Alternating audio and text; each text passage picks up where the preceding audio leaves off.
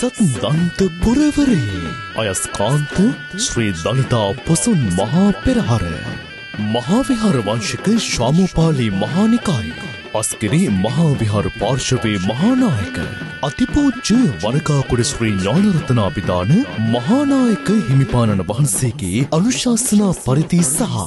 ඇත්කඳ රාජමහා විහාර භාරකාර පූජනීය වීරපුකුණේ සුමංගල නාහිමිපාණන් වහන්සේගේ මඟ පෙන්වීමෙන්